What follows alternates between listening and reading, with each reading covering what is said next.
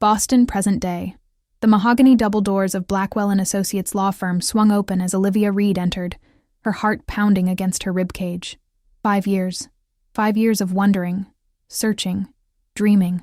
The silver streak in her chestnut hair caught the light as she hesitated, straightening her modest navy suit, the most formal outfit she owned.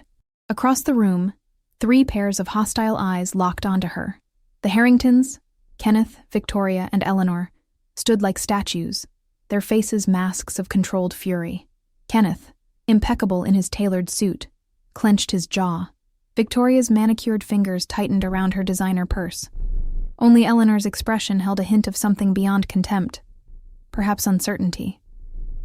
"You have no right to be here," Kenneth hissed, stepping forward as if to physically block her path. "This is a family matter." The elderly lawyer, Mr. Blackwell, cleared his throat. "Actually, she has every right." Mr. William Harrington was quite specific in his instructions. His voice carried the weight of 50 years practicing law. "Please, Ms. Reed, take a seat." Olivia moved toward the empty chair, feeling the weight of the Harringtons' glares. Victoria whispered something to Kenneth behind a cupped hand. His face darkened further. "This is preposterous," Victoria said, her voice cultured but cold. "William would never—" "My father was not himself in his final days," Kenneth interrupted. "This woman clearly took advantage of his weakened state, Mr. Blackwell adjusted his glasses. "I assure you, Mr. Harrington was of sound mind when he made these amendments. 3 months ago, to be precise." As the lawyer broke the seal on the envelope, Olivia's hands trembled. Somewhere, in a clinic across the ocean, James was waiting. She could feel it, a certainty that had kept her going through the darkest nights. And this piece of paper might be her only way to find him. The lawyer's voice seemed to come from far away as he began reading.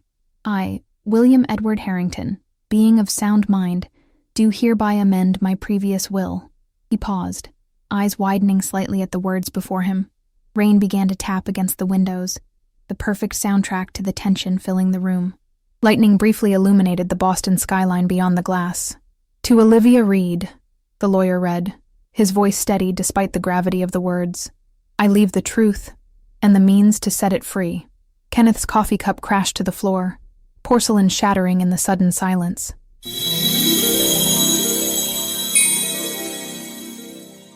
Olivia Reed's alarm blared at 5 a.m., as it had every day for the past 5 years. Seattle rain tapped against her window as she pulled herself from bed, her toned physique the result of running from memories as much as staying fit. At 30, her chestnut hair now bore a distinctive silver streak, a permanent reminder of that night 5 years ago when everything fell apart. She moved to the bathroom, splashing cold water on her face. The woman in the mirror looked tired despite 8 hours in bed. Sleep had been her enemy since Boston, filled with dreams where she almost reached James, fingers brushing before he was pulled away into darkness. "You look like hell, Reed," she muttered to her reflection. "James wouldn't even recognize you now." Her modest apartment was clinical in its tidiness, much like the alternative medicine clinic she'd built from nothing after being blacklisted from traditional hospitals. Minimalist furniture, books arranged by color, kitchen counters spotless, control in small things when the big things had spun so wildly beyond her reach. She moved to the kitchenette, measuring coffee grounds with scientific precision. On her nightstand sat the only photograph she'd kept, herself and James, laughing at some forgotten joke, his arm wrapped protectively around her shoulders. She never looked at it anymore, but couldn't bring herself to put it away. "Another day," she murmured, covering the dark circles under her eyes with concealer. 5 years of searching, of sending inquiries to Swiss clinics only to be stonewalled, of scanning medical journals for any mention of James or the Harringtons. 5 years of building her own practice when the hospital doors had slammed shut, blacklisted by a family whose pharmaceutical empire could make calls and end careers with frightening efficiency. She dressed meticulously, navy slacks, crisp white blouse, sensible shoes. Her colleagues knew her as brilliant but guarded, a specialist in rare disease treatments who kept everyone at arm's length. Dr. Olivia Reed, whose unconventional protocols saved patients when traditional medicine failed, but who never joined for drinks after work, never shared personal stories, never dated. "You need to get out more," her receptionist Mia often told her. "Dr. Lawrence from neurology has asked about you 3 times. "I'm too busy," was always her reply. How could she explain that she'd already found her person and lost him? That every other relationship felt like settling for less? Her phone buzzed. A text from Dr. Chen. "That rare genetic case just responded to your protocol. You were right. The Wilson kid is showing 30% improvement in motor function. A small professional victory that would have once thrilled her. Now, she merely nodded and continued preparing for work. Good, she texted back. Since losing James, success had become hollow, just another distraction from the void he'd left behind. She grabbed her medical bag and car keys. Another day of healing others while her own wounds remained untreated.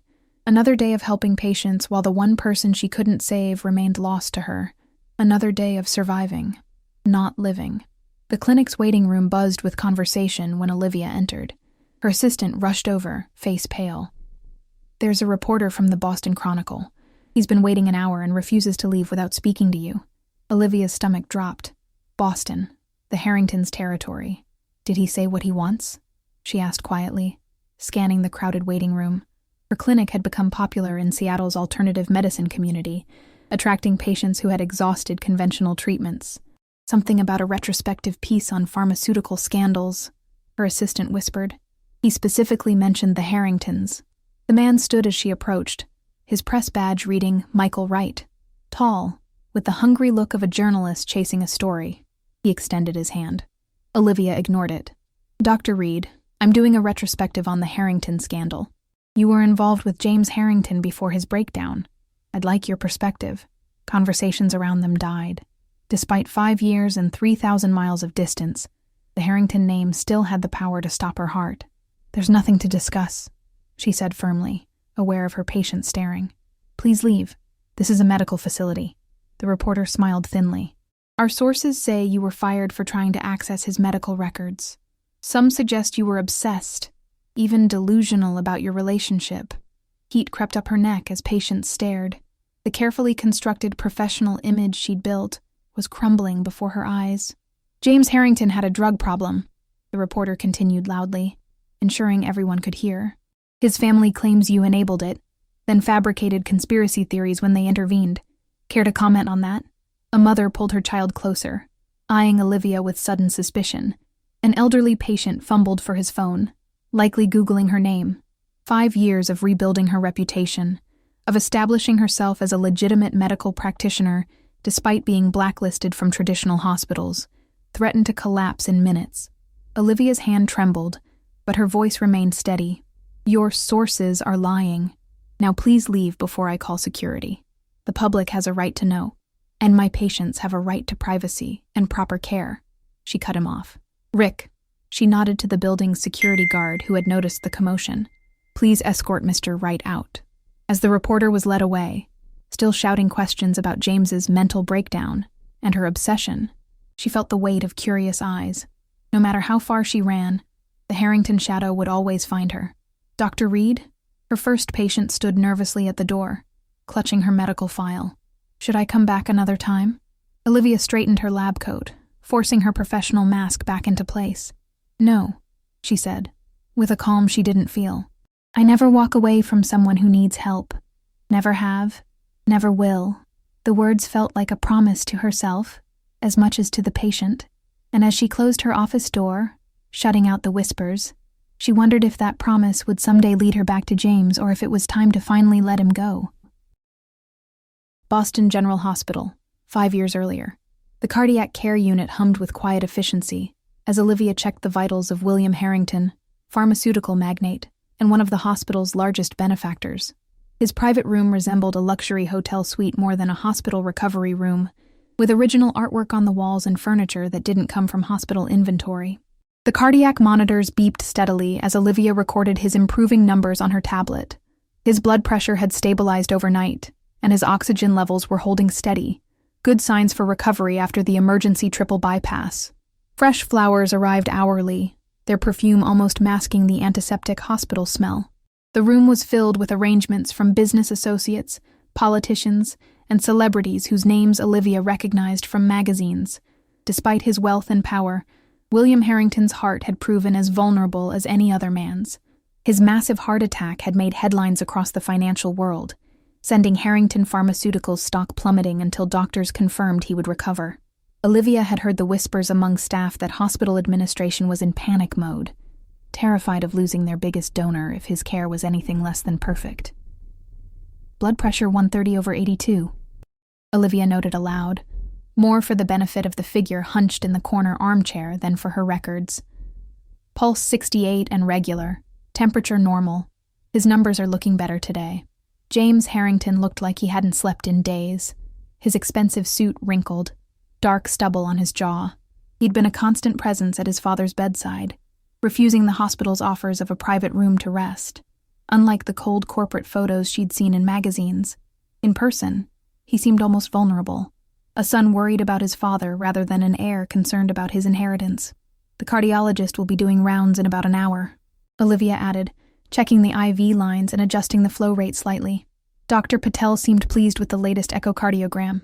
The hospital staff whispered about the Harringtons constantly, how William ruled his empire with an iron fist, brooking no disagreement from employees or family, how his oldest son, Kenneth, was being groomed to take over, already serving as COO and known for his ruthless business tactics, how Eleanor, James's twin, was the family rebel, pursuing art instead of business, despite her father's disapproval, and how James, despite graduating top of his class from Harvard Medical School, had abandoned his passion to join the family business under his father's pressure.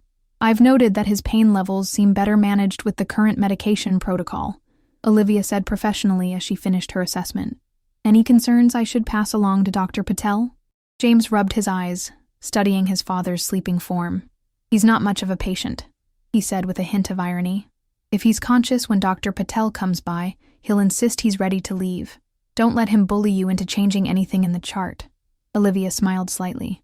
I've dealt with difficult patients before, Mr. Harrington. James, he corrected automatically. Please. James, she acknowledged with a nod. If you need anything, just press the call button. And seriously, you should consider getting some real rest. The recovery process isn't a sprint. It's a marathon. As she turned to leave, William Harrington's eyes flickered open, sharp and evaluating despite his condition. They moved from her face to her name badge and narrowed slightly before closing again. Something in that brief glance sent a chill down Olivia's spine. Recognition, perhaps, or something deeper.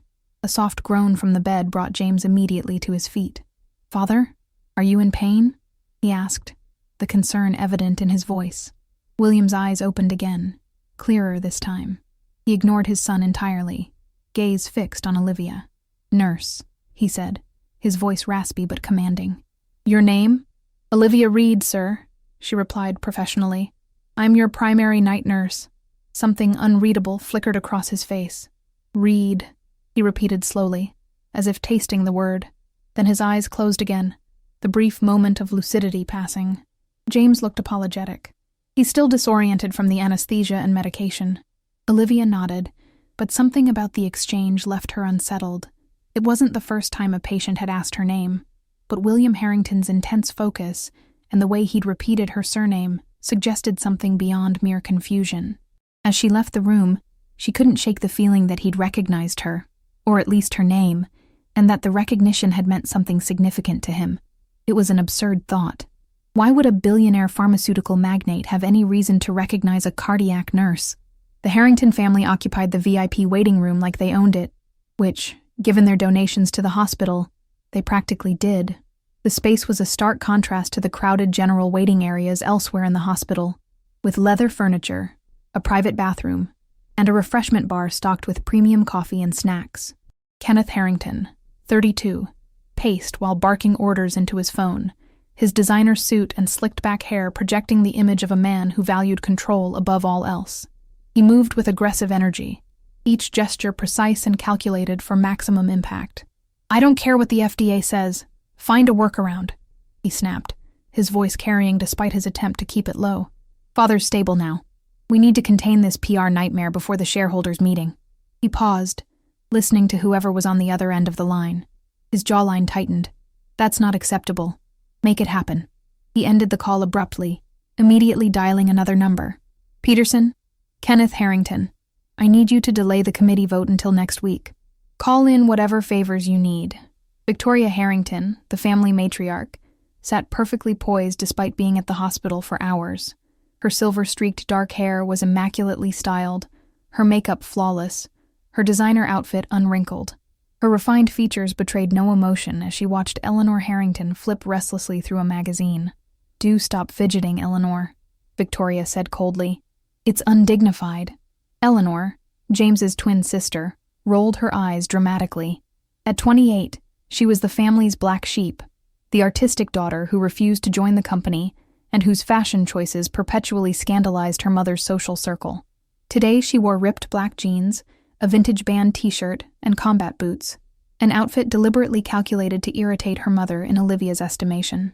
3 days of father nearly dying, and all you care about is appearances, Eleanor muttered, tossing the magazine aside. "Typical.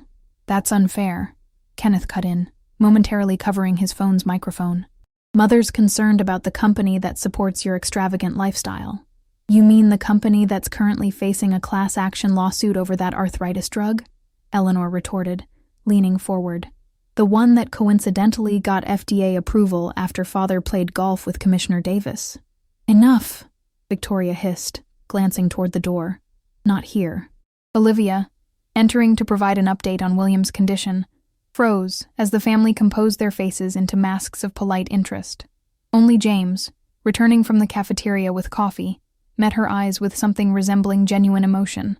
"Ms. Reed," Victoria acknowledged with a crisp nod. "How is my husband?" "His vital signs are stable and improving," Olivia replied professionally. "Dr.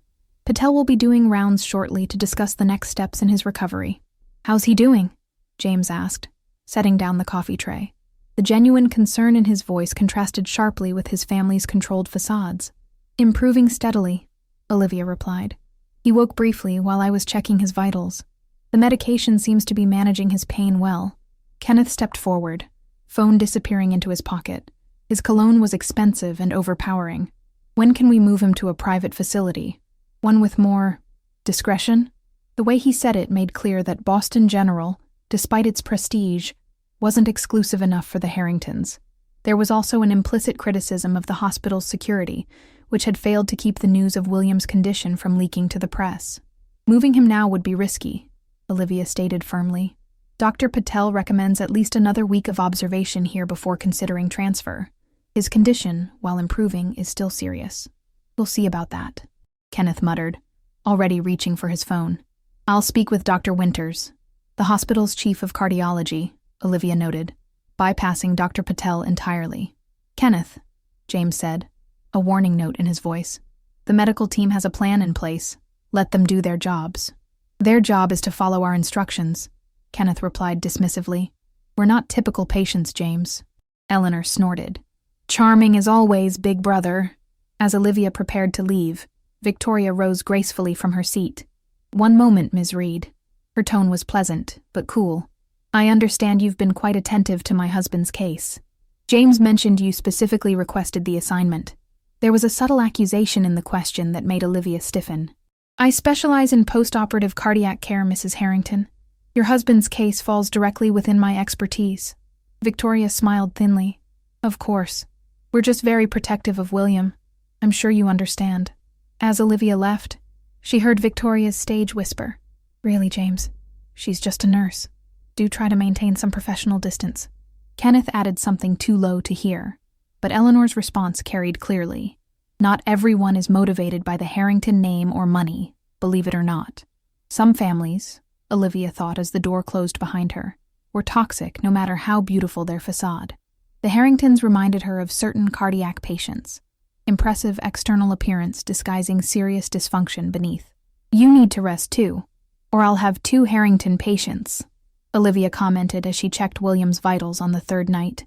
The cardiac monitors beeped steadily in the dimly lit room, the luxury suite's opulence incongruous with the medical equipment surrounding the bed. James looked up from his laptop, dark circles under his eyes but a genuine smile breaking through his exhaustion. His suit jacket hung over the back of his chair, tie loosened, sleeves rolled up. Small rebellions against the polished image his family maintained even in crisis. "Is that your professional opinion?" he asked, closing his computer with a soft click. "Absolutely. Doctor's orders." She paused, adjusting William's IV line. Well, nurse's orders, technically. I heard from Dr. Patel that you have a specialty in cardiac care, James said, stretching his tall frame. His shoulders cracked audibly. Father's lucky to have you. I requested this assignment, Olivia admitted, then blushed as she realized how that might sound. Not because of who he is. I specialize in post-operative cardiac recovery cases, especially complicated ones. James studied her with interest, his exhaustion momentarily forgotten. Most people around us are just interested in who we are, not what we need.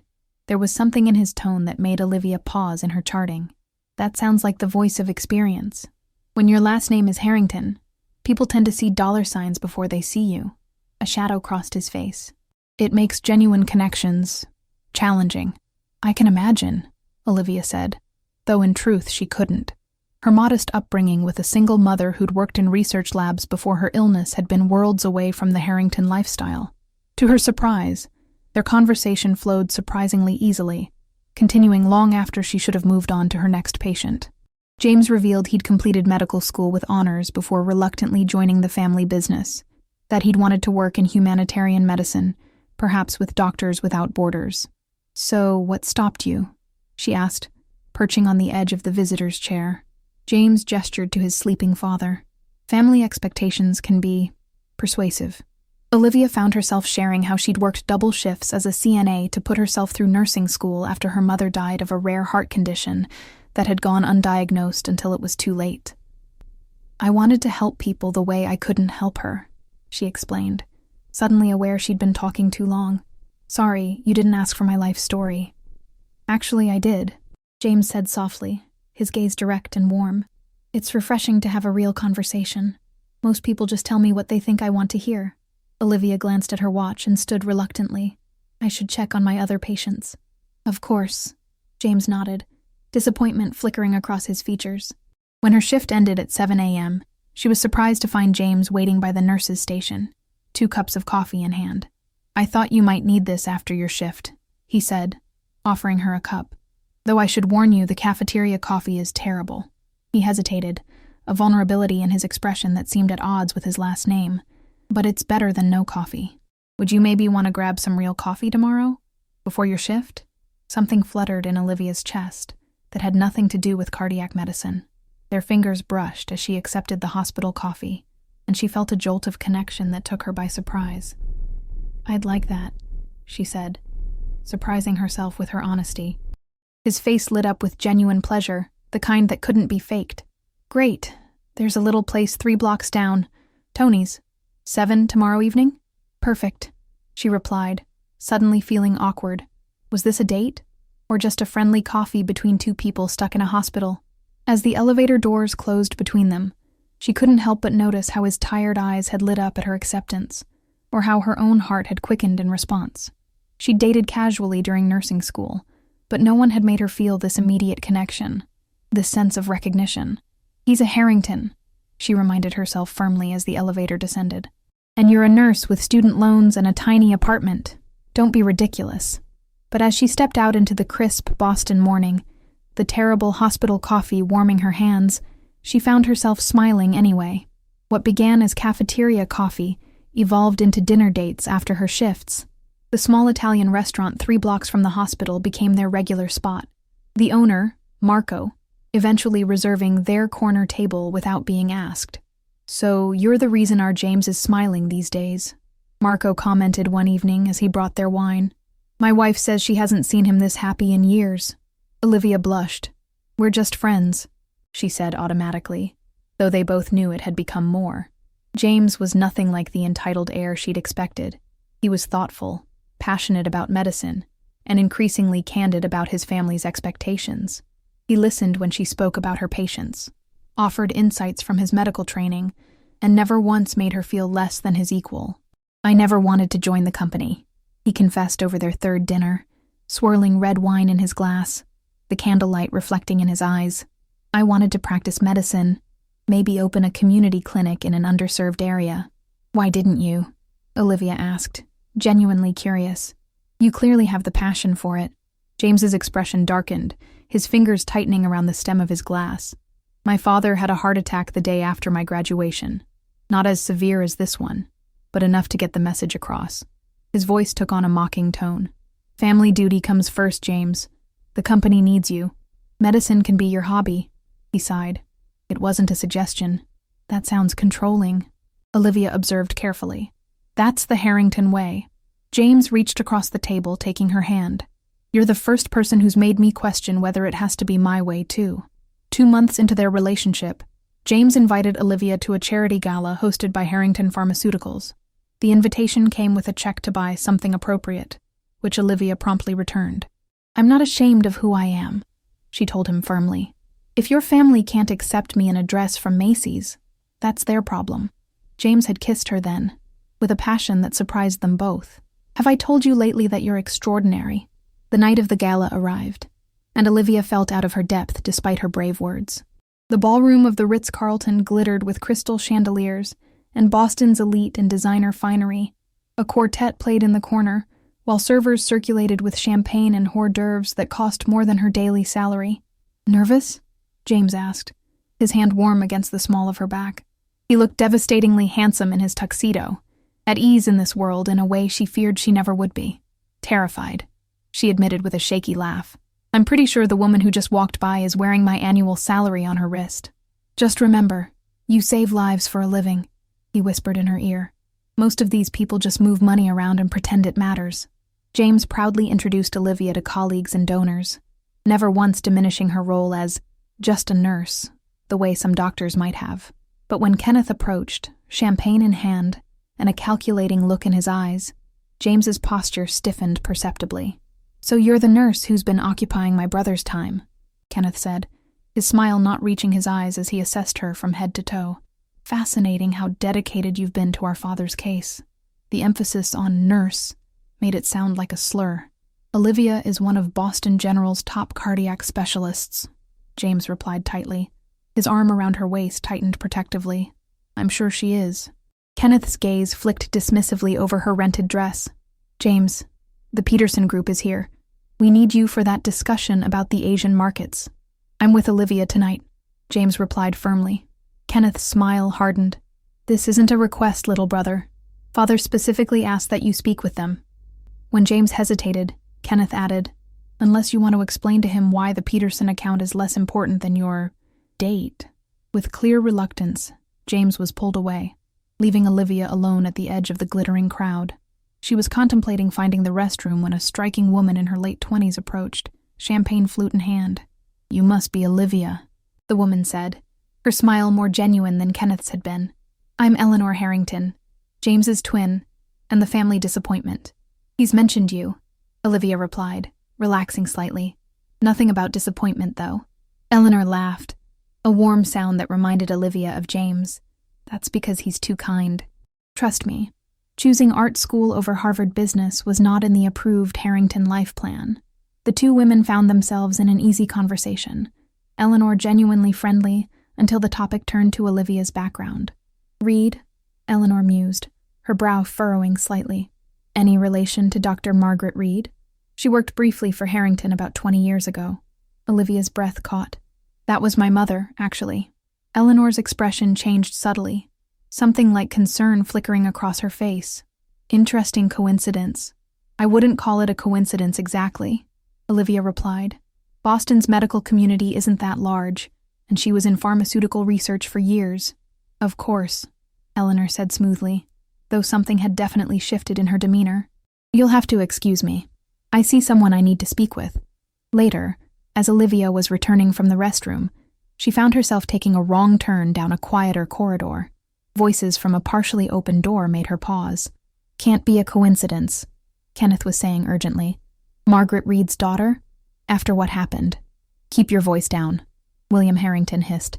Though Olivia couldn't see him, the patriarch's voice was unmistakable. She'd heard it daily during his hospital stay. And keep an eye on her. Find out what she knows. And if she knows everything? Kenneth pressed. A pause. Then we deal with it, like we did before. The chill that ran down Olivia's spine had nothing to do with the air conditioning. She backed away quietly, nearly colliding with a waiter as she rushed back toward the main ballroom. When James returned to her side 20 minutes later, his smile couldn't quite dispel her unease. Something about the way his family watched her felt predatory, calculated, as if she were being evaluated as a threat rather than as James's date. "Is everything okay?" James asked, noticing her distraction. "I'm sorry about Kenneth. He's intense." "Perfect," Olivia lied, accepting the champagne he offered. "Just perfect." She sipped her drink, wondering what her mother, who had rarely spoken of her brief pharmaceutical career before her death, could possibly have to do with the Harringtons' suspicious behavior. And what, exactly, had they dealt with before? "Move in with me," James said 6 months later, as they lay tangled in his bedsheets. Sunrise painted his penthouse apartment in gold, and Olivia's heart swelled with a happiness she'd never thought possible. "Are you sure?" she asked. "Your family doesn't get to choose who I love," James finished, kissing her forehead. "I'm done living by their rules." The next week, James shocked his family by announcing he was stepping back from daily operations at Harrington Pharmaceuticals to open a community clinic with Olivia. The news made small ripples in the business press, but caused a tsunami within the Harrington family. Victoria cornered Olivia at a family dinner. "Whatever you think you're doing with my son, it won't last," she said, her voice honey-coated poison. "James has responsibilities. Temporary rebellions are one thing, but he'll return to his real life eventually." Despite such moments, their love deepened. James began reviewing medical journals again, his passion for healing reignited. Olivia found herself planning a future she'd never dared imagine, one with a partner who truly understood her dedication to helping others. But there were troubling signs. James's access to company files was suddenly restricted. Kenneth began showing up unannounced at James's apartment, and twice Olivia noticed the same dark sedan parked outside her building. "You're being paranoid," James assured her, though his own expression betrayed concern. "They're just processing the changes. They'll come around." Yet even as he spoke, his phone buzzed with another message from his father, demanding his presence at yet another emergency board meeting. 3 red flags appeared in quick succession, visible to anyone watching closely. First, James's drink at the family's Thanksgiving dinner. While everyone was served from the same wine bottle, Eleanor accidentally knocked over James's glass before he could drink. Victoria quickly had a new one brought, poured in the kitchen, not at the table. Second, the mysterious folder Kenneth hastily closed on his laptop when Olivia entered William's study looking for James. On the screen, she glimpsed what looked like her own employment records from Boston General. Third, and most disturbing, was William Harrington's reaction when he first truly engaged with Olivia at the family dinner. After weeks of polite disinterest, he suddenly asked about her mother. "Margaret Reed worked in pharmaceutical research, didn't she?" William's gaze was calculating. "Before her unfortunate passing." "Yes," Olivia replied cautiously, though she rarely discussed her work. "Did she leave you anything? Research notes, perhaps? Old papers?" "Just medical bills," Olivia said, the strange question making her uncomfortable. William and Kenneth exchanged a look that sent chills down her spine. Later that evening, as Olivia used the bathroom in William's study, she noticed a photograph partially concealed behind other frames on his desk. She shifted it slightly. A company picnic from 2 decades earlier. In the back row stood her mother, looking far more worried than the smiling colleagues surrounding her. Why would William keep this hidden? And why had her mother never mentioned working directly with the Harrington family? The confrontation that changed everything came without warning. James had invited Olivia to the annual Harrington Thanksgiving gathering, determined to make his family accept their relationship. The evening had been tense but manageable, until William finally arrived from a late board meeting. His face hardened upon seeing Olivia seated beside James.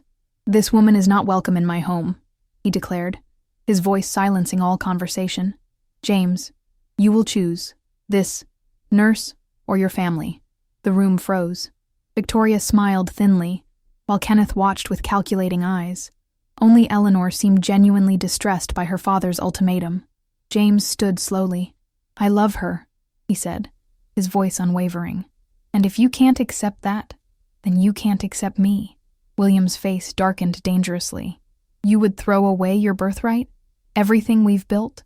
"I'm not throwing away anything," James replied. "I'm choosing something better." They left amid shocked silence, James trembling with a mixture of adrenaline and relief. For the next 2 days, they planned their new life. a modest apartment, the community clinic, freedom from the Harrington shadow. James seemed happier than Olivia had ever seen him, almost giddy with liberation. Never thought disappointing so many people could feel this good, he joked while they toured rental properties. On the morning of the third day, James didn't show up for their planned breakfast. Calls went unanswered. Growing frantic, Olivia used her spare key to his apartment. She found him unconscious on the bathroom floor, an empty pill bottle nearby.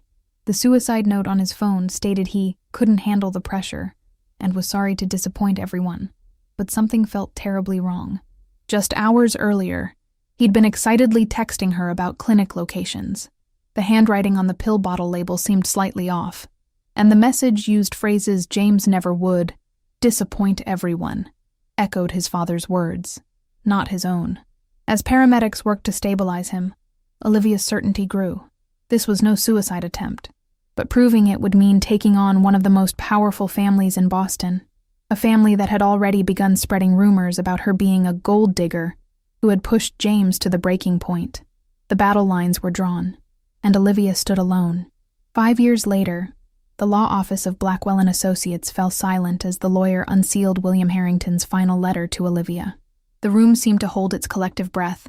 Kenneth's face had drained of color, while Victoria gripped her designer handbag so tightly her knuckles whitened.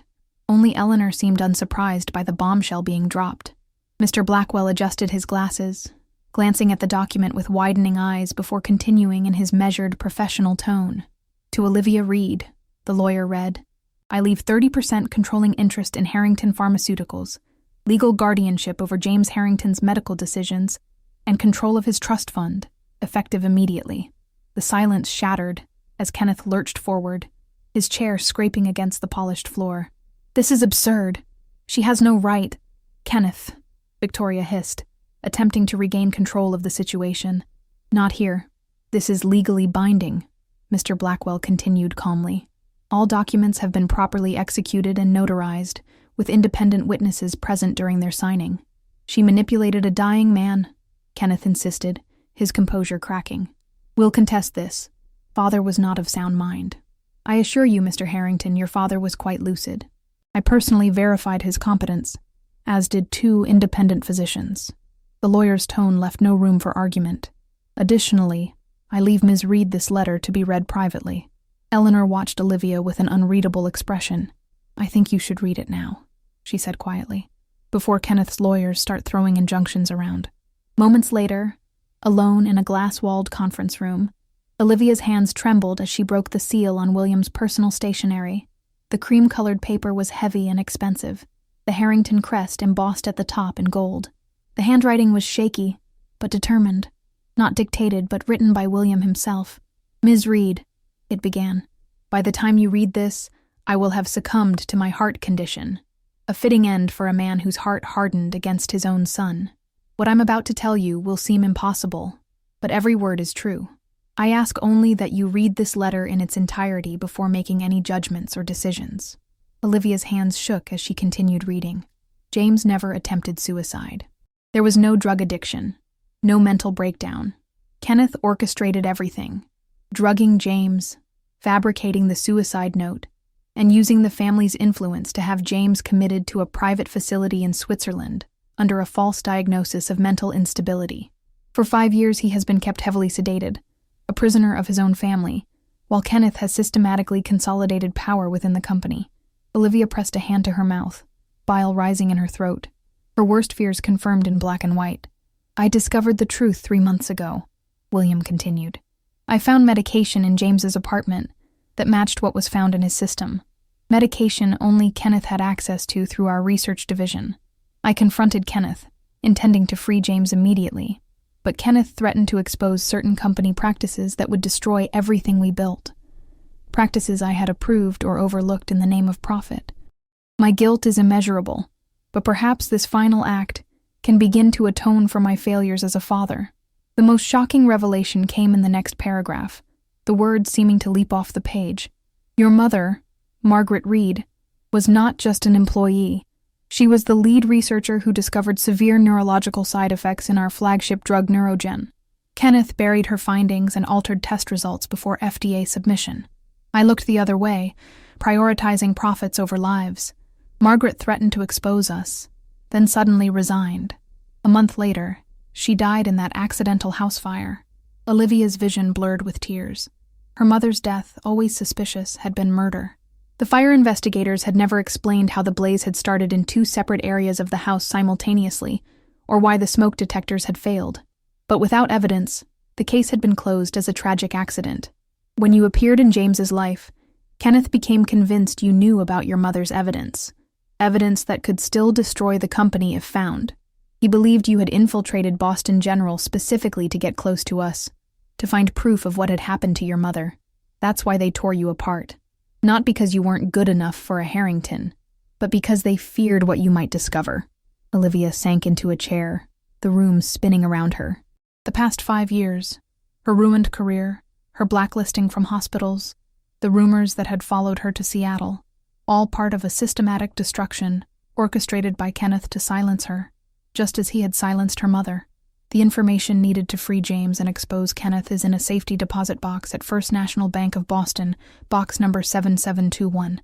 The key is taped beneath this page. You'll find legal documents establishing your guardianship, medical records proving James was drugged rather than suicidal, and copies of your mother's original research on neurogen. Olivia turned the page, finding the small key taped securely to the paper, just as William had described. Save my son, Ms. Reed. And forgive me if you can. William Harrington. A postscript followed in shakier handwriting. James spoke of you even when heavily sedated. Your name was the one thing they couldn't make him forget, no matter what drugs they used. He's at Bergfried Wellness Center near Zurich. Hurry. Olivia emerged from the conference room transformed, grief and rage hardening into steely determination. The tear tracks on her cheeks had dried, leaving her face pale but composed. The Harringtons still waited in the main office, Kenneth already on the phone with his lawyers. This will never stand, he snarled upon seeing her, covering the phone's mouthpiece. A nobody nurse can't possibly take control of a multi-billion-dollar pharmaceutical company. Father was clearly not of sound mind. I know what you did, Olivia cut him off, her voice deadly calm. The room fell silent, the atmosphere electric with tension. To my mother, to James, all of it.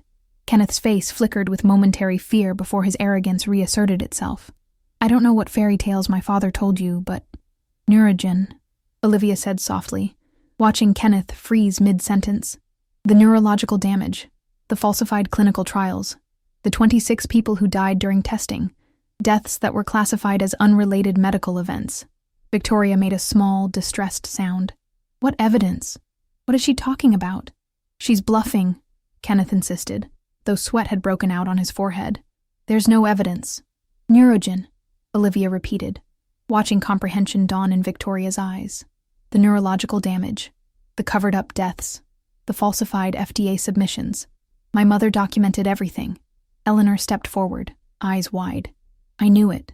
I always knew something was wrong with how that drug was approved. It never made sense that it sailed through when the preliminary data showed so many red flags. Kenneth's lawyer, a thin man with calculating eyes, intervened. Ms. Reed, these are serious accusations without proof. The proof is in Switzerland, Olivia replied, meeting Kenneth's gaze unflinchingly. Kept sedated against his will for 5 years. How many laws does that break, I wonder? Medical malpractice, kidnapping, false imprisonment, fraud, forgery of medical documents. She took a step toward Kenneth, who instinctively backed away. And that's before we even get to what happened to my mother. This is preposterous, Victoria interjected, her voice trembling slightly. Kenneth would never. He did, Eleanor interrupted, moving to stand beside Olivia. And I think on some level, Mother, you've always known something wasn't right. James never had suicidal tendencies. He never had a drug problem. That was the story Kenneth created to explain his disappearance. Kenneth's phone slipped from his hand, clattering to the floor. You have no proof, he repeated, but his voice had lost its conviction. None of this would stand up in court.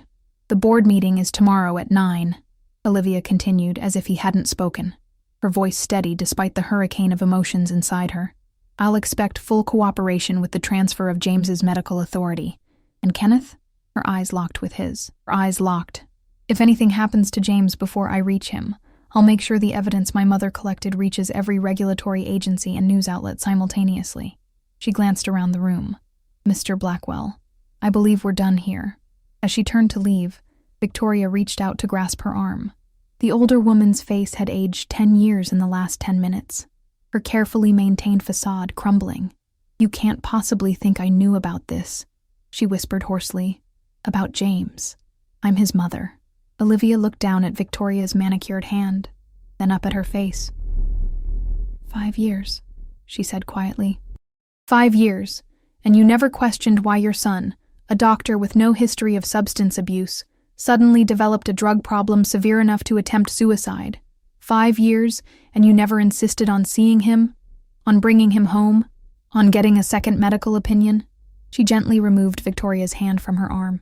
You chose not to see what was happening because it was more convenient to believe the lie. Victoria made a small, distressed sound. What evidence? What exactly is she talking about, Kenneth? She's bluffing, Kenneth insisted, though sweat had broken out on his forehead. There is no evidence. Neurogen, Olivia said softly. The neurological damage. The covered-up deaths. The falsified FDA submissions. My mother documented everything before you silenced her. Eleanor stepped forward. I knew it. I always knew something was wrong with how that drug was approved. It never made sense that it sailed through when the preliminary data showed so many red flags. Kenneth's lawyer intervened. Ms. Reed, these are serious accusations without proof. The proof is in Switzerland, Olivia replied, kept sedated against his will for 5 years. How many laws does that break, I wonder? As security escorted a protesting Kenneth from the room, his threats growing increasingly desperate, Olivia felt no triumph, only a hollow ache. The victory meant nothing without James.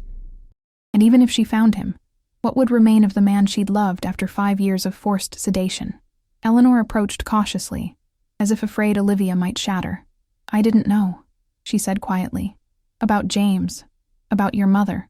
I suspected something was wrong, but I never imagined. She trailed off, then squared her shoulders. I'm coming with you to Switzerland. Olivia studied her carefully. Why should I trust you? You're still a Harrington. Eleanor's lips twisted in a sad smile. So is James. She held out her hand. Let me help you bring my brother home. The private airfield outside Boston hummed with activity as Olivia prepared to board the Harrington corporate jet, now partially under her control. The sleek aircraft gleamed in the late afternoon sun, fueled and ready for the transatlantic flight. Bags were being loaded, flight plans filed, and final preparations made with the efficiency that unlimited money could buy. Ms. Reed, a distinguished man in his 60s, approached, extending his hand. Richard Hamilton, Harrington Pharmaceutical's chief legal counsel. I'm here to assist with the international legal aspects of retrieving Mr. Harrington. Olivia shook his hand warily. And whose side are you on, Mr. Hamilton? The company's, he replied frankly, which, given recent revelations and your new controlling interest, aligns with yours. The board has voted to place Kenneth Harrington on administrative leave pending investigation. That was quick, Olivia observed, suspicion evident in her tone. Hamilton's expression remained professional, but his eyes showed a hint of satisfaction. Let's just say your revelations provided an opportunity for those who've long had concerns about Kenneth's methods. I've taken the liberty of contacting Swiss authorities and preparing the necessary documentation to challenge James's involuntary commitment. Eleanor Harrington approached, her previous bohemian style replaced by a sleek, professional appearance. I've secured James's medical records, the real ones, not the fabricated versions Kenneth created. Dr. Patel has reviewed them and provided a statement confirming James had no history of mental health issues or substance abuse.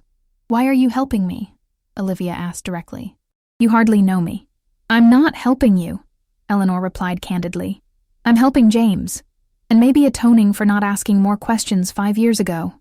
She pulled Olivia aside, lowering her voice. I've been sending James care packages for years, she said, producing a stack of returned envelopes marked refused. They always came back unopened. James was planning to expose Kenneth's corruption. He told me the night before he disappeared. I should have realized something was wrong when he suddenly attempted suicide, right after threatening to go public.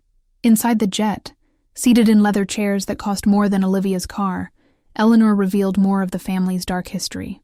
The cabin hummed with the sound of engines preparing for takeoff, a flight attendant discreetly setting drinks on the table between them. Kenneth always controlled father, but it got worse after your mother died, Eleanor explained, staring into her untouched scotch. Kenneth convinced him that her allegations would destroy everything, that sometimes unpleasant measures were necessary for the greater good. Greater good? Olivia echoed bitterly. People died from Neurogen's side effects. I know, Eleanor said quietly, guilt evident in her expression. After James was institutionalized, I tried investigating myself. Files disappeared. Researchers transferred overseas or suddenly took early retirement with generous severance packages. The board was kept in the dark about the full scope of what was happening. And your mother? Olivia asked. Where was Victoria in all this? Eleanor's face hardened. Mother has always excelled at strategic blindness. She sees what she wants to see, believes what's convenient to believe. I think on some level she knew Kenneth was dangerous, but as long as the family reputation and fortune remained intact, she chose not to look too closely at the methods. As the jet soared over the Atlantic, they formulated a plan. Eleanor would use her family credentials to gain access to the Swiss facility, while Olivia verified her guardianship papers with Swiss authorities. The Harrington name would open doors that might otherwise remain closed to them, but Kenneth was already moving against them. Midway through the flight, Eleanor's phone exploded with notifications despite the airplane mode. Satellite connection, she explained, scrolling through messages with increasing alarm. He's freezing the company accounts, calling emergency board meetings, claiming father was coerced into changing his will. She looked up, face pale. And, God, Olivia, look. On her screen was a breaking news report. Harrington heir dies in Swiss facility. Kenneth Harrington confirms brother's passing after years of mental illness. Olivia's world tilted dangerously, the jet's smooth motion suddenly sickeningly unstable. No, she whispered, gripping the armrest so tightly her knuckles whitened. He can't be. It's a lie, Eleanor insisted, already dialing contacts despite the altitude. Kenneth's trying to block us. If James were dead, I'd have been notified as next of kin. This is a desperate play to keep us away.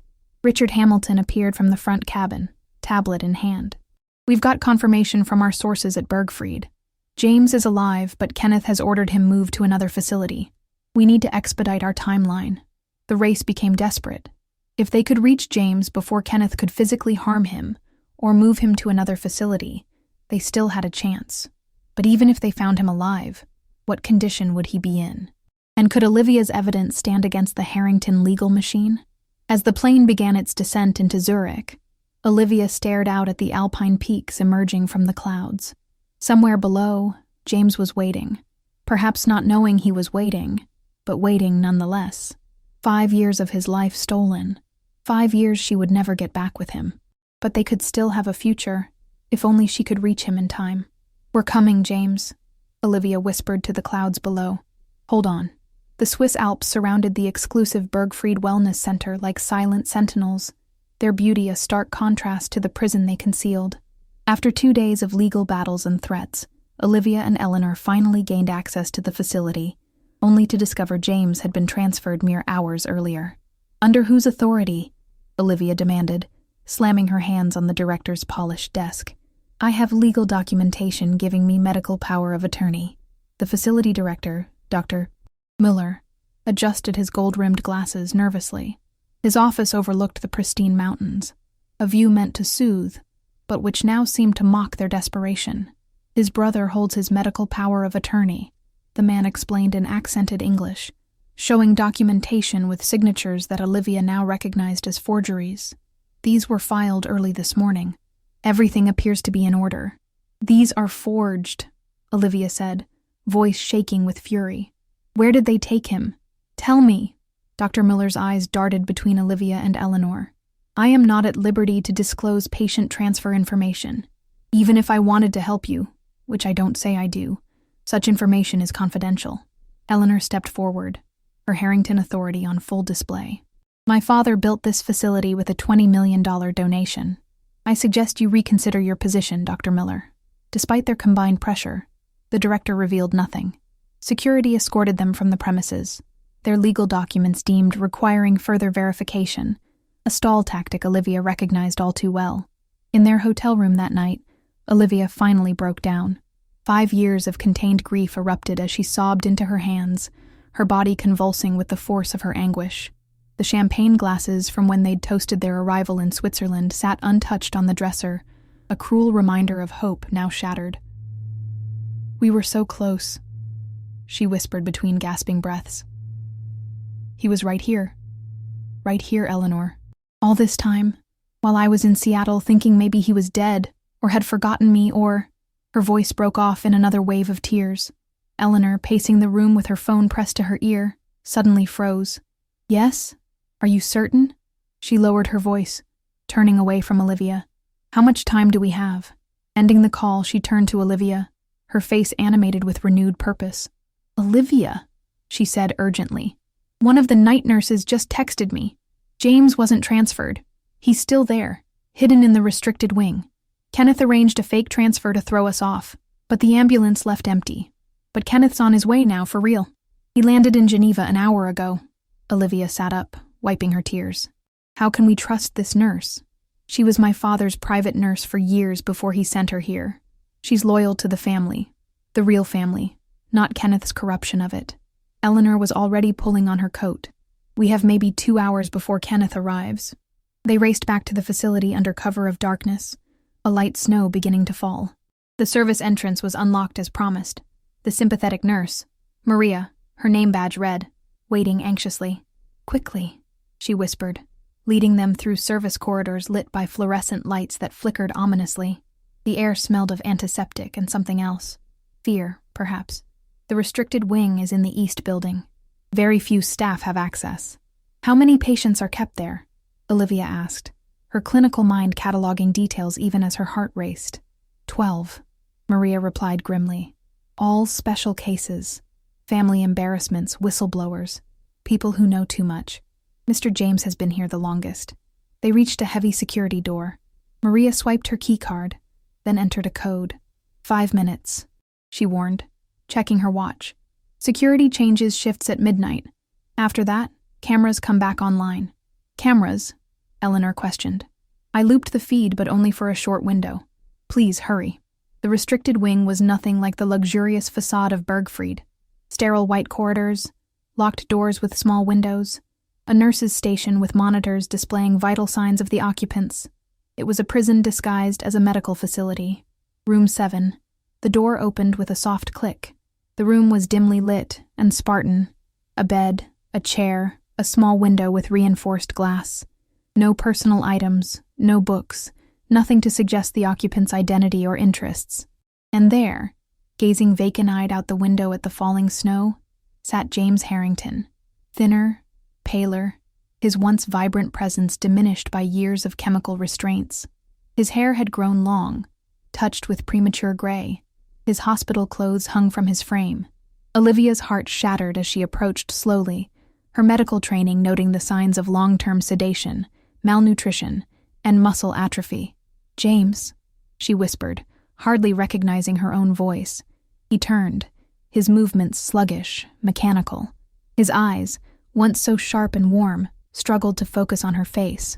There was no recognition, no joy, just the dull confusion of a man lost in pharmaceutical fog. "It's Olivia," she said, tears streaming down her face as she knelt before him. She took his limp hand in hers. Once, he had held her with such strength and certainty. "I've come to take you home." James blinked slowly, like an owl in daylight. "Olivia," he repeated, the name clearly meaningless to him.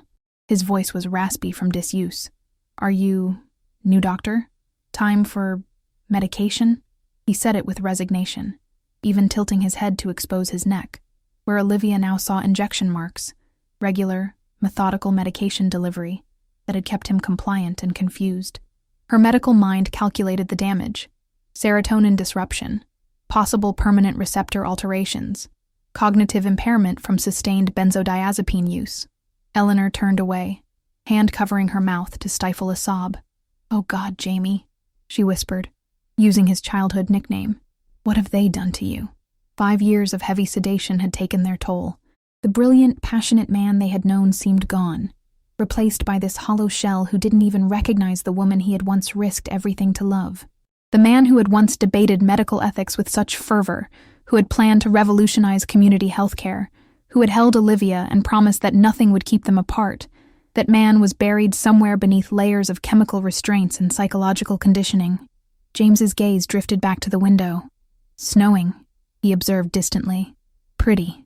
Olivia squeezed his hand, hoping for some response, some flicker of the connection they had once shared. Nothing. The nurse reappeared in the doorway. Security's coming. You need to leave. Now. We can't leave him, Olivia insisted, still holding James's unresponsive hand. You must, Maria urged. If you're caught, there's nothing you can do for him or any of the others. Please. As they were hurried back through the corridors, Olivia's devastation hardened into resolve. Kenneth hadn't just stolen 5 years from James. He had stolen his mind, his memories, everything that made him who he was. The crime was far greater than she had imagined. In the car, speeding back toward their hotel, Eleanor gripped the steering wheel so tightly her knuckles turned white. We'll need a court order, medical transport, specialists in pharmaceutical recovery. We'll need more than that, Olivia cut in, her voice deadly calm despite the storm raging inside her. We'll need justice. Back in Boston, Olivia faced the full might of Kenneth's counterattack. Her medical license was suspended pending ethics investigations into alleged prescription drug theft. Charges fabricated but difficult to disprove. False stories appeared in tabloids about her obsession with the Harrington fortune, complete with doctored photos showing her stalking James before his breakdown. Legal injunctions blocked her from accessing James's trust fund or exercising her shares in the company. The Harrington legal team worked overtime, filing motion after motion to delay her guardianship of James taking effect. Each day of delay was another day James remained under Kenneth's control. He's trying to bury us in paperwork while he moves James somewhere we'll never find him, Eleanor said, as they worked from a hotel room converted into a war room. Laptops, legal documents, and takeout containers covered every surface. Swiss authorities are investigating the facility, but Kenneth's paying them off. We need something decisive. The evidence your mother collected. The safety deposit key from William's letter led them to a small bank in Cambridge. The manager recognized Eleanor, smoothing their path despite the unusual request to access a box registered to a deceased man.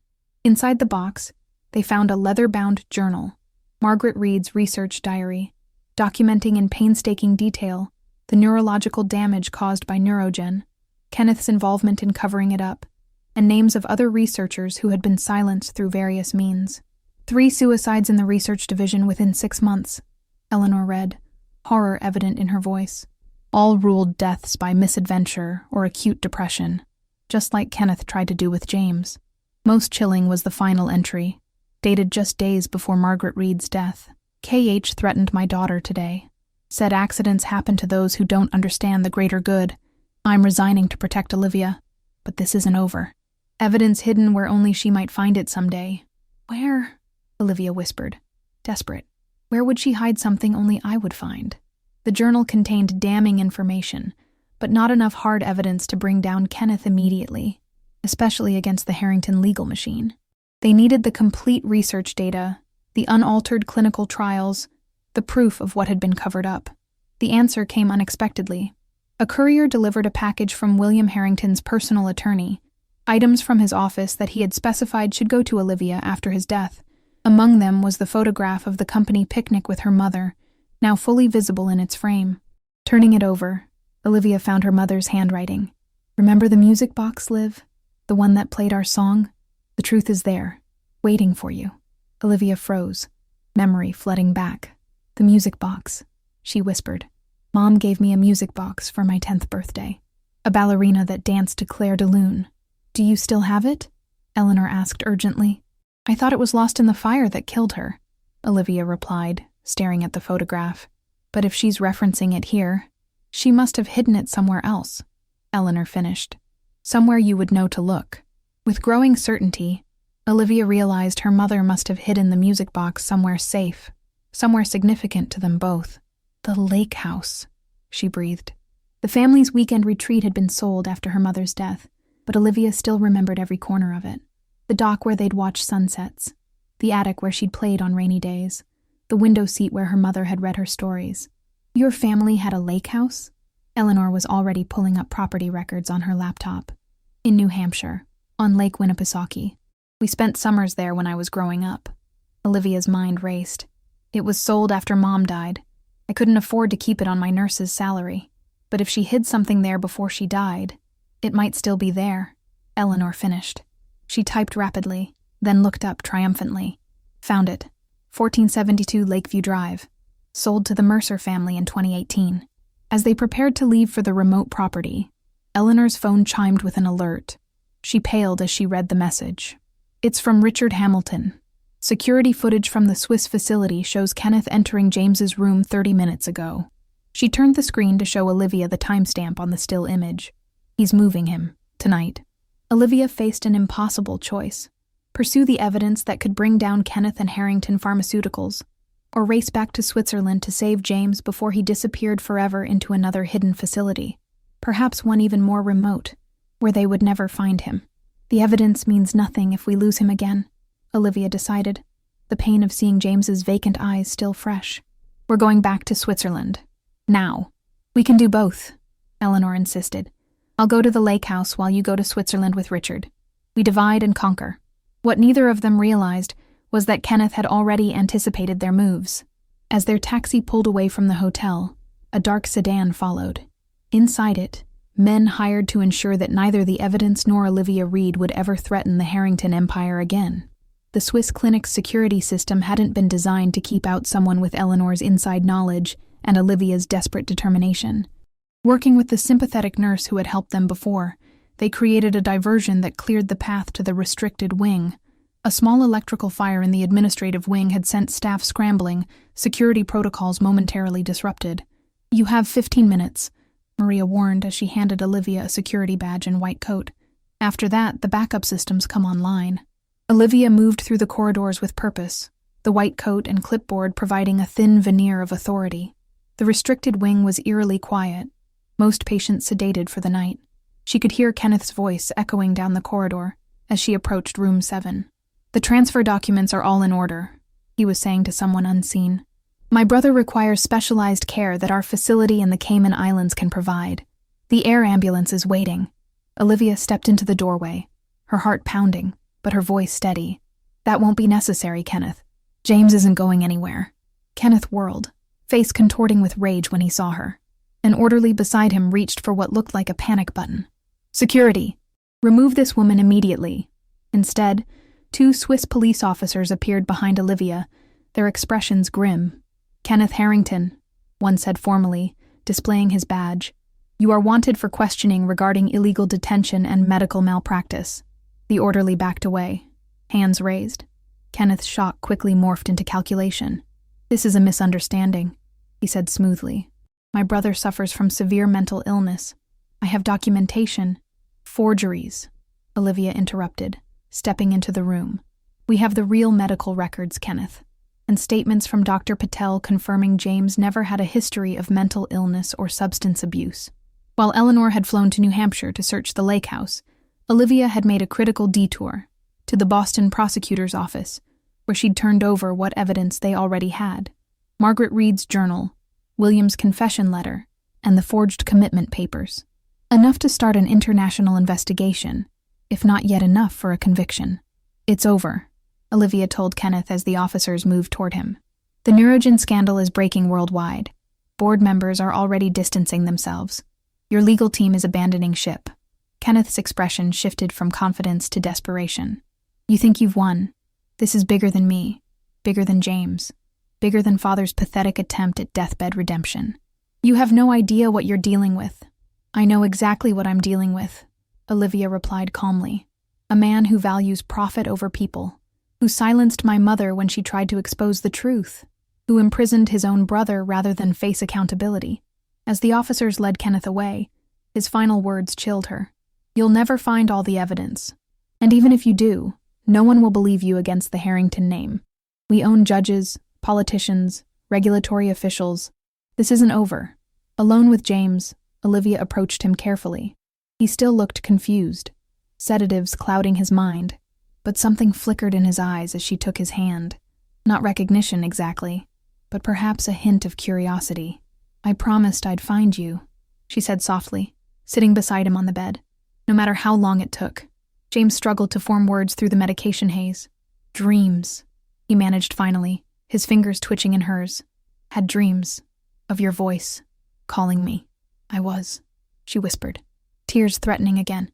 Every day, James, every single day. Eleanor burst into the room, breathless from running. Olivia, I found it. The music box was hidden in a false bottom drawer in the lake house study. She held up a small USB drive triumphantly. This was inside. It's everything. The original research data. Emails between Kenneth and the FDA officials he bribed. Video recordings of Kenneth threatening researchers. Your mother documented everything. James stirred at the commotion, his brow furrowing. Eleanor, he mumbled, the name coming more easily than Olivia's had. What? Happening? We're taking you home, Jamie, Eleanor said gently, using his childhood nickname. The real home, not another fake hospital. Working with specialists in medication withdrawal, Olivia began the long journey of helping James recover, physically and mentally. They established a temporary residence in Switzerland, away from both the clinic and Boston, where James could heal without pressure or publicity. Dr. Helena Schaefer, a neurologist specializing in brain trauma from chemical dependency, developed a careful program to wean James off the cocktail of drugs Kenneth had used to control him. Progress was agonizingly slow. The first week was dominated by physical withdrawal symptoms, tremors, nausea, insomnia, and confusion that sometimes bordered on hallucination. Olivia sat with him through it all, holding his hand through the worst of it, wiping his brow, encouraging him to keep fighting. Why?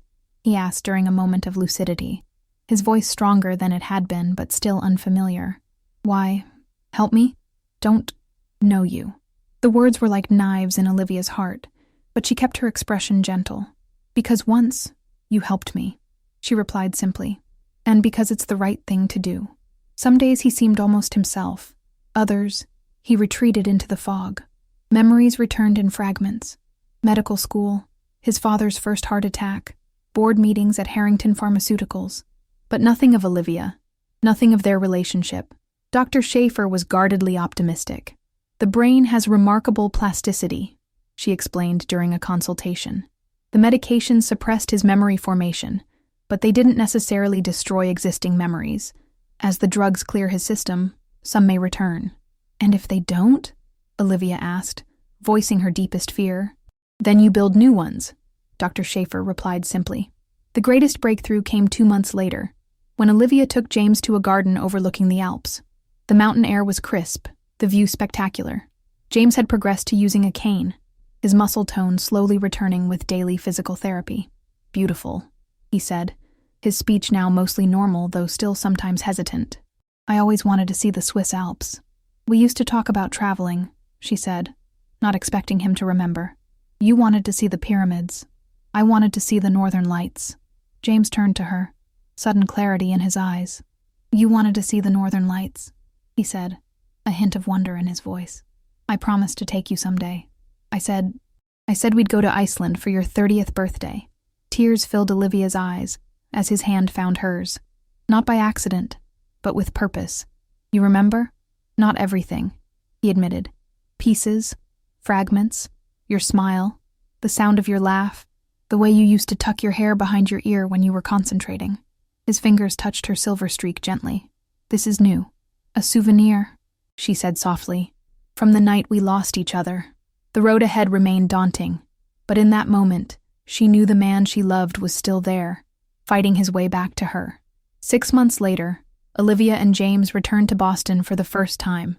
Harrington Pharmaceuticals was in turmoil, stock prices plummeting, class action lawsuits mounting, federal investigations underway. Kenneth awaited trial under house arrest, his passport confiscated, his reputation in tatters. The board had appointed Eleanor as interim CEO, tasked with salvaging what remained of the company's credibility. Her first action had been to establish a victim compensation fund for those harmed by Neurogen and other compromised medications. It's not enough, she acknowledged during a company-wide meeting, James and Olivia seated in the front row.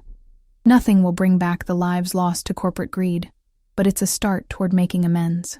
James's recovery continued, though he would likely never regain all that had been taken from him. Certain memories remained elusive. lost in the chemical fog of his imprisonment. His hands still trembled slightly when he was tired, and he sometimes struggled to find words, but his mind was sharp again, his determination undiminished. Their first stop in Boston was the Suffolk County Courthouse, where James gave his deposition against Kenneth. Olivia waited outside the courtroom, pacing nervously until the doors opened, and James emerged, leaning slightly on his cane. "How did it go?" she asked anxiously.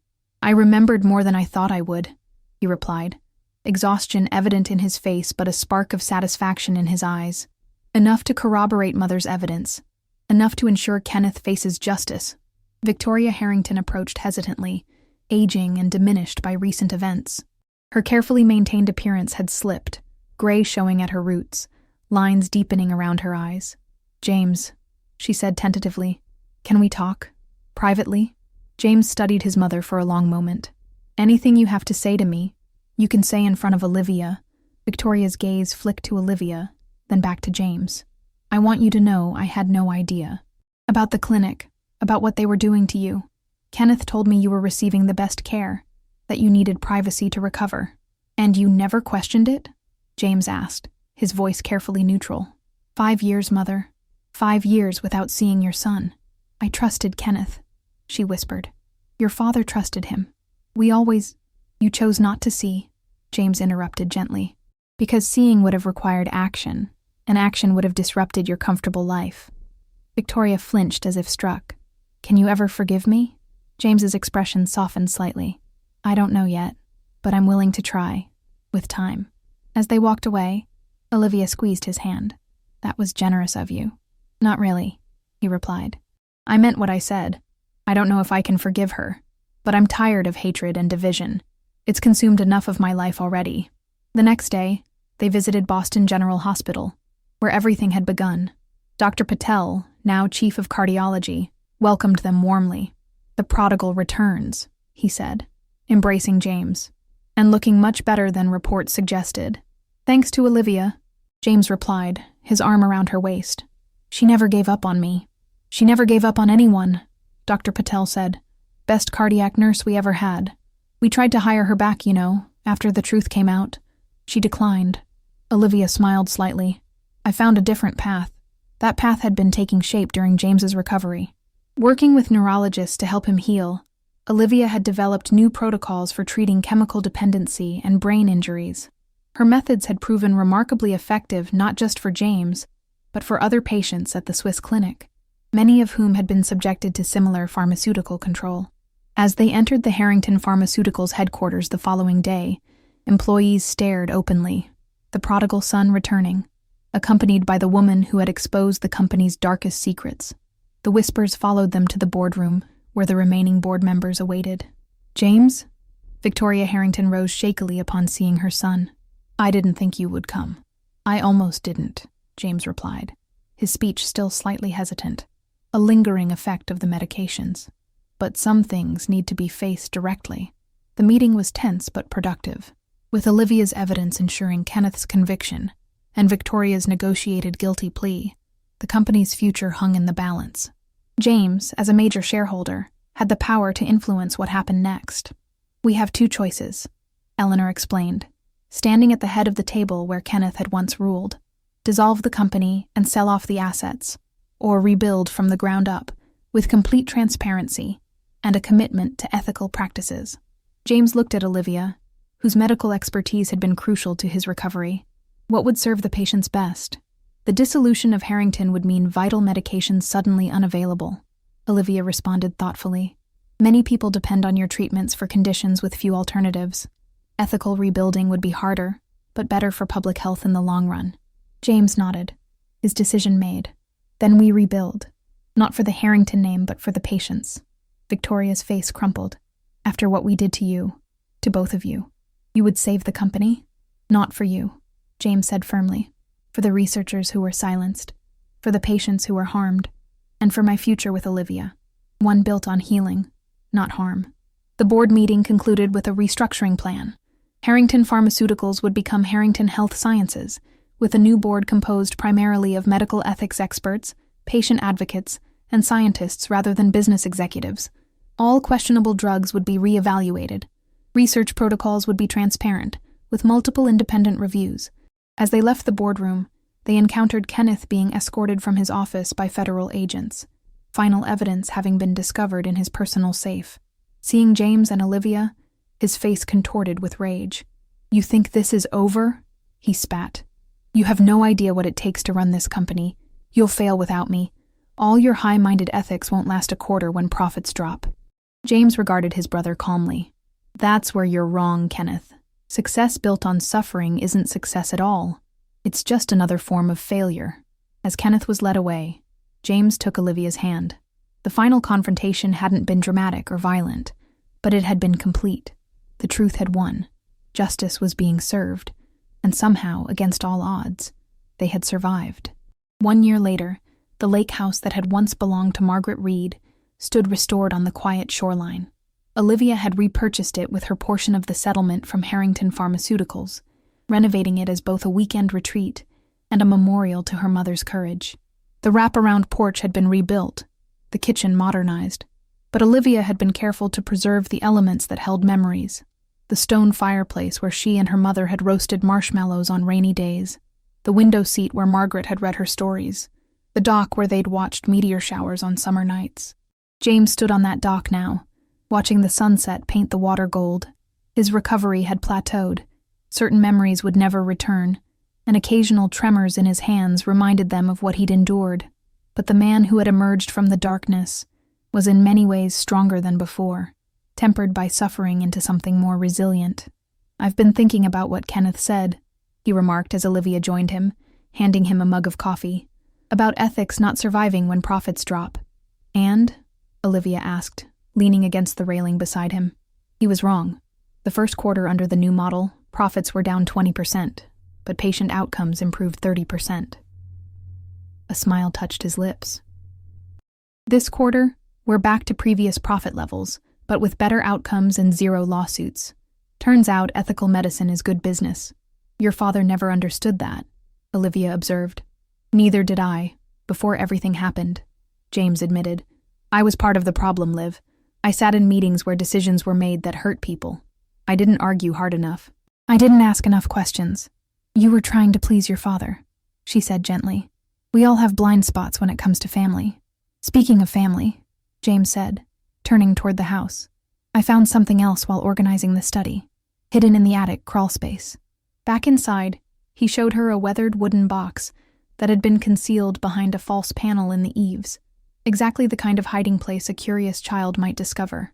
"I remember you showing me this space," he said hesitantly. "It's one of the memories that came back. You said it was your secret hiding place, where you kept treasures as a girl." Inside lay her mother's personal journal, different from the research diary they'd found previously. This was more intimate, a mother's thoughts rather than a scientist's observations. Together, they read Margaret Reed's final entries, revealing the full extent of what she had discovered and why she had feared for her daughter's life. "Kenneth didn't just cover up the neurogen side effects," Olivia said, voice shaking as she read. "He actively suppressed alternative treatments that would have been safer but less profitable. Look at this formulation."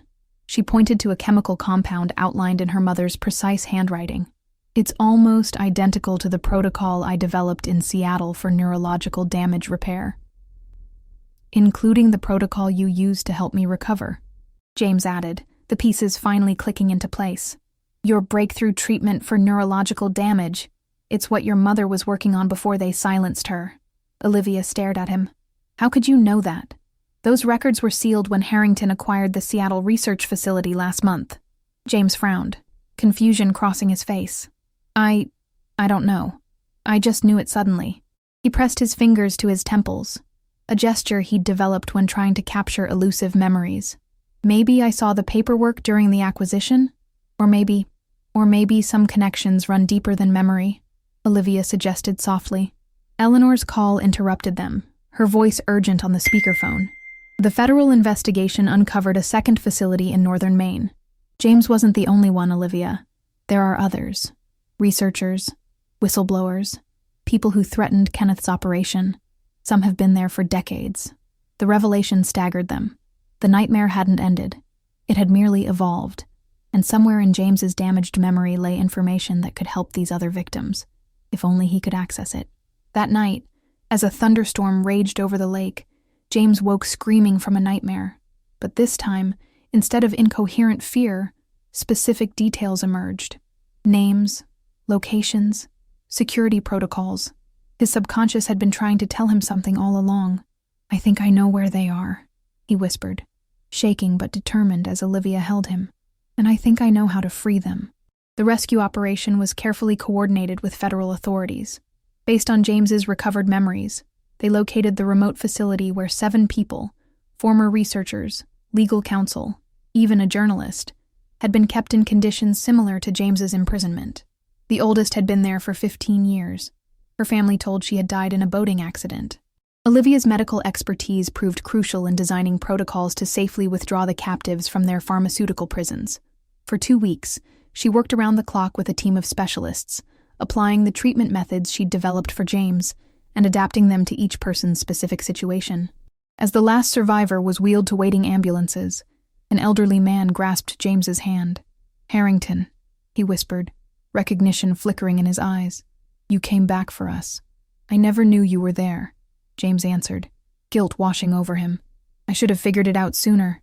"But you found us," the man replied, his fingers surprisingly strong for someone so frail. "That's what matters." Later, as dawn broke over the lake house, Olivia found James sitting alone on the dock, shoulders shaking with silent sobs. She approached quietly, wrapping a blanket around his shoulders before sitting beside him. "I should have known," he said as she sat beside him. "All those years I worked for the company before I met you. How many warning signs did I miss? How many reports did I sign without questioning? I was complicit, Olivia. You were a victim too," she reminded him gently, taking his trembling hand in hers. "Not like them. Not like you." He turned to her, eyes red-rimmed but resolved. "I need to make this right. All of it." "We already are," Olivia insisted. "The company's being reformed. Kenneth's in prison. The victims are being compensated." James shook his head. "It's not enough. I need to go back to the beginning. Understand how it all started. There are Harrington facilities worldwide, Olivia. How many more might be hiding similar secrets?" Realization dawned on her face. "You're leaving." "I have to," he said, taking her hands in his trembling ones. "The investigation needs someone who understands how Kenneth operated. Someone who can identify the patterns, who knows what to look for." "I'll come with you," she offered immediately, gripping his hands tightly. "You can't. Your neurological research is helping the victims recover. They need you here." He touched her face gently, tracing the lines that had deepened over the past difficult year. "And I need to do this on my own. To find out who I am, without the Harrington shadow hanging over me, without depending on you to be my strength." The kiss they shared was both tender and desperate, an acknowledgement that their journey together had reached a crossroads. They had found each other, lost each other, and found each other again. But sometimes healing required different paths. "How long?" Olivia asked, tears streaming down her face. "I don't know," James answered honestly. "Months, maybe longer. We've already lost 5 years," she whispered, voice breaking. He pressed his forehead to hers. "And we might have decades ahead. But only if I finish this. Only if I make sure there are no more victims. No more secrets." As the morning light strengthened around them, they held each other on the dock where Olivia had once played as a child, where her mother had hidden truths that would eventually save them all. Their love had survived impossible odds, but now faced perhaps its greatest test, the space needed for both of them to become whole again. "I'll wait," Olivia whispered, her silver streak gleaming in the sunrise. James shook his head. "Don't. Live your life, Olivia. Help your patience. If we're meant to find each other again, we will." As James's car disappeared down the long driveway hours later, Olivia stood on the porch, a strange calm replacing her earlier tears. Perhaps true love wasn't about possession or even proximity. Perhaps it was about wanting the best for someone, even when that meant letting them go. 18 months later, the Harrington Community Health Initiative opened its doors in Boston's underserved Dorchester neighborhood. Funded by the reformed Harrington Pharmaceuticals, now led by Eleanor with a board of ethics experts and patient advocates, the center offered cutting-edge care, regardless of patients' ability to pay. Olivia Reed, now Dr. Reed after completing her medical degree, directed the neurological recovery program. Her protocol for treating chemical dependency and brain injuries had become the standard of care for victims of the Harrington scandal and beyond. Though her heart had never fully healed from James's departure, her work provided purpose and meaning. "Dr. Reed?" Her assistant knocked on the door of her office. "Your 3 o'clock is here." Olivia looked up from her research notes. "Send them in." The patient was a young woman, early 20s, with the characteristic tremors and cognitive issues of someone recovering from chemical dependency. But there was something different about this case, an intensity in the girl's eyes that reminded Olivia of herself at that age. "I'm Maya Henderson," she introduced herself. "You probably don't remember me, but you saved my father. He was one of the people at the main facility." Olivia's expression softened. "Of course I remember. Howard Henderson. He's doing well?" "Better every day," Maya replied. "He's back to teaching mathematics at MIT. She hesitated. "I'm not here as a patient, Dr. Reed. I'm here because I want to join your research team. I'm finishing my neuropharmacology degree, and I want to help prevent what happened to my father from happening to anyone else." As they discussed Maya's qualifications, Olivia was struck by how the ripples of both trauma and healing spread outward, touching lives in unexpected ways. Her own pain had led to innovations that helped others, which in turn inspired new healers. The cycle of harm Kenneth had perpetuated was being transformed into a cycle of healing. The center's opening ceremony drew media attention, with Eleanor cutting the ribbon surrounded by former victims now serving on the patient advocacy board. Olivia stood slightly apart, watching with satisfaction as the Harrington name was reclaimed for healing rather than harm. "He would be proud," Eleanor said, joining her after the cameras departed. "Both of the center and of you." Olivia smiled sadly. "Have you heard from him?" Eleanor hesitated. "Occasionally. He's in Southeast Asia now, helping authorities investigate pharmaceutical testing practices." "He's doing good work, Olivia." "Is he happy?" The question slipped out before she could stop it. "I think he's at peace," Eleanor answered carefully. "He's found purpose in protecting others from what happened to him. To all of you." Later that evening, as Olivia prepared to leave her office, a package arrived by courier. Inside was a small wooden music box, not her childhood one, but similar, and a note in familiar handwriting. "Some memories never return. Others never leave. I think of you with every sunrise. Jay." She opened the box, and the gentle notes of Claire de Lune filled her office. It wasn't a promise of return, not quite, but it was an acknowledgement that whatever paths they walked, some connections remained unbroken. Olivia placed the music box on her desk, letting the melody wash over her. The past 7 years had taught her that life rarely followed neat narratives. There were no guaranteed happy endings, no assurances that love conquered all, but there was always the possibility of healing, of growth, of finding meaning in the aftermath of loss. "Good night, James," she whispered to the empty room. "Wherever you are." 2 years to the day after James left, Olivia sat on the dock at the lake house, watching a summer storm approach across the water. The neurological center was thriving, her research advancing. Her treatment protocol had been published in leading medical journals, and patients came from around the world seeking her expertise in chemical dependency recovery. She had dated occasionally, but no relationship had progressed beyond a few pleasant dinners. Her heart, it seemed, had made its choice long ago. Doctor. Lawrence from neurology had finally stopped asking. "Some people are just meant for one great love," he'd said with surprising insight during their last coffee together. "Yours just happens to be somewhere else right now." The surface of the lake rippled as wind preceded the coming storm. Olivia closed her eyes, feeling the electric charge in the air. Storms had always made her feel alive, perhaps because they mirrored the turbulence she carried within. Her phone buzzed with a text from Eleanor. "Running late. Traffic from Boston is terrible. Start without me?" Thunder rumbled in the distance as she heard footsteps on the wooden planks behind her.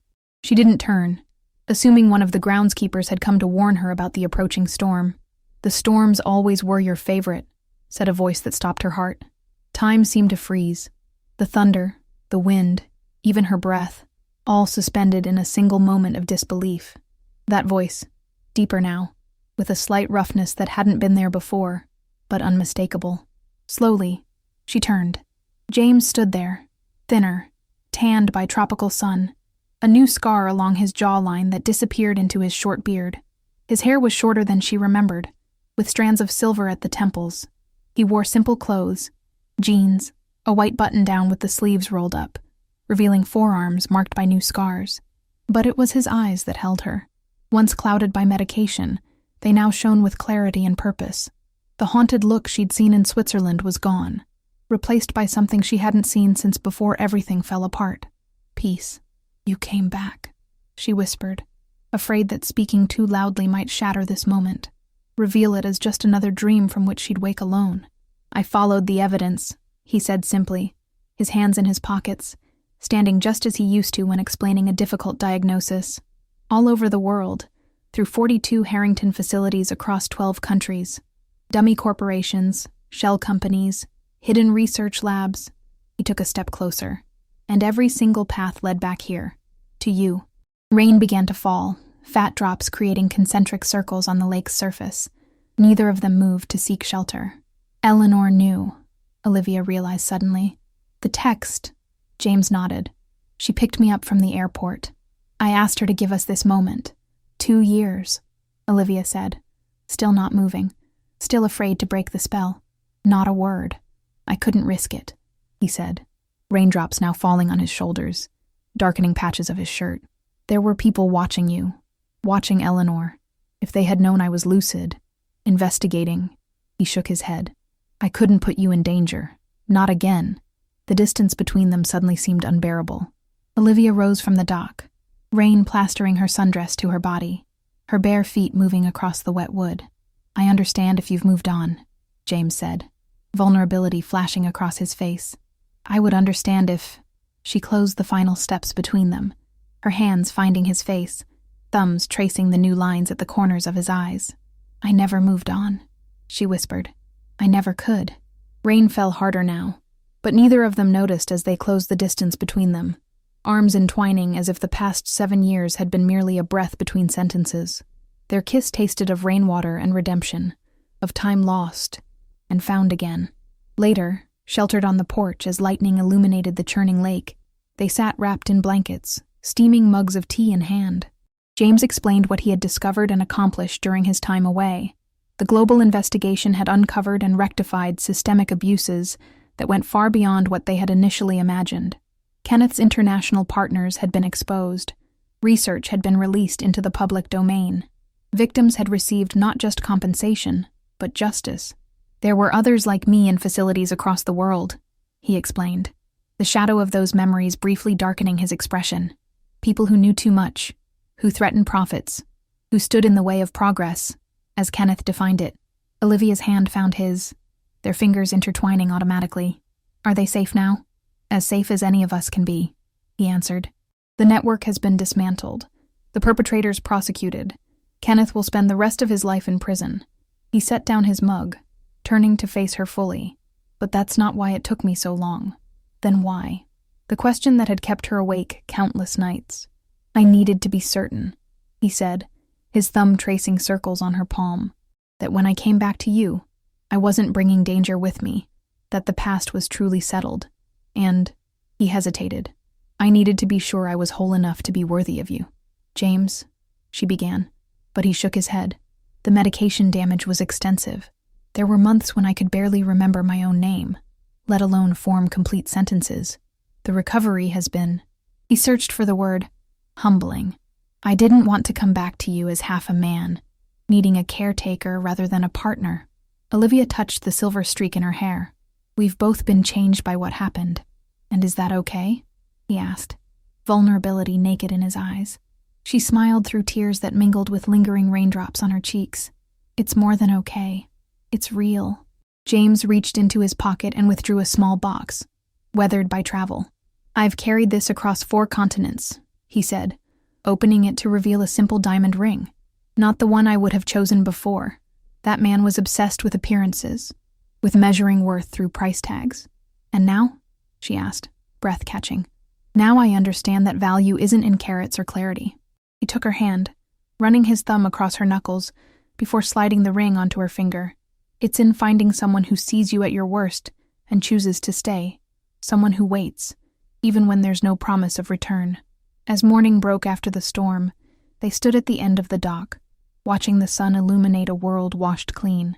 Eleanor had discreetly checked into a hotel in town, giving them space for this reunion. Birds began their morning songs, and mist rose from the lake's surface in ethereal tendrils. The journey had changed them both, scarred them, strengthened them, taught them that love wasn't always enough by itself. It needed truth, justice, and sometimes the courage to let go.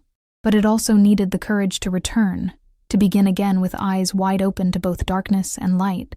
"What happens now?" Olivia asked, leaning into his embrace, her head finding that perfect spot on his shoulder that felt like coming home. James smiled, the expression reaching his eyes in a way it never had during their first chapter together. There was a depth to him now, a hard-won wisdom that made the man she'd first fallen for seem like merely a sketch of the fully realized person who stood beside her now. "Now we build something new," he said, pressing a kiss to her temple. "Not because of our past, but in spite of it. Not defined by what was taken from us, but by what we choose to create." She turned in his arms, the morning light illuminating the silver in both their hair, hers a streak, his at the temples, battle scars worn with pride rather than hidden away. "I love you," she said simply, words that had gone unspoken for 7 years but had never diminished in truth. "And I love you," he replied.